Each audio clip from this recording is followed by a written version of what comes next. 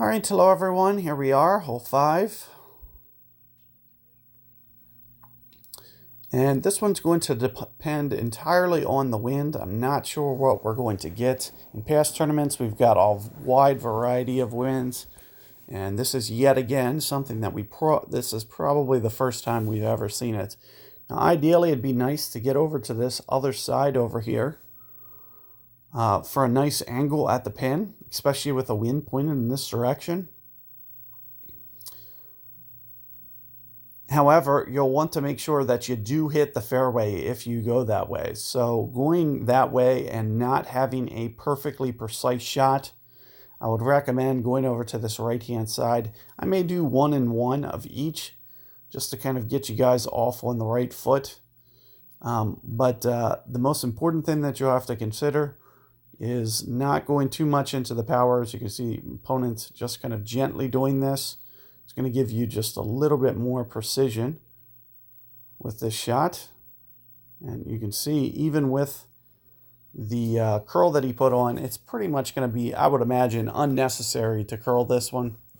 Typically, you will curl it to get over there. However, you know, I'm thinking with all that wind that it's really not going to be necessary. And I am going to just try to gently bump this up one here. I'm thinking somewhere around in here. And as you can see with the way that it's pointed,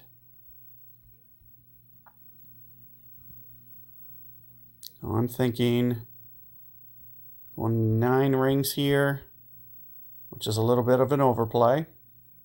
On top of that, you're going to see that I just push up to the max line here. That's going to give me that extra yardage that I needed. So let's just see how this looks. So far, so good. So far, so good. And sure enough, right into the fairway. So this does give you a much better angle to be able to attack this. And you can see I also backed off the top spin a little bit. So, you know, guys like a Pock 4, Pock 5, you're still going to be able to pull this off relatively easy. You still have the same distance number. With the Pock 5, a Pock 4 is just going to be missing a couple yards.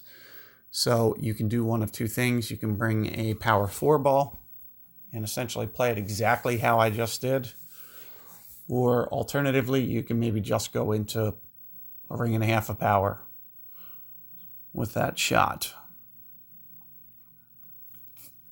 So early drivers are going to be, so far, very good clubs for competing. So I've looked at both the par 5s. They're going to not really require lengthy drives, more of precise drives so far on these first 2 par 5s, and we'll just see what 9 looks like.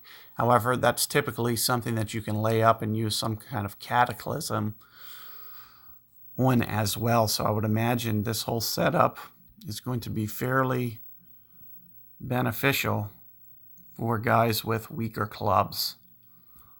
So you can see with what I'm doing with my ball guide offset, starting very close to the max line. And on top of this, I'm still going to go at least 12 rings, which would be kind of a max adjustment, maybe 12.3, plus that ball guide offset. So very max type adjustment here. Caught a great ball, but let's see how it comes in. I'm imagining that it's going to be somewhat left of the hole. And sure enough, there it is with a perfect ball. You know, would have gave it a chance probably. So unfortunate that I wasn't able to get that one online, but good luck with that hole, guys, and I will see you guys on the next one.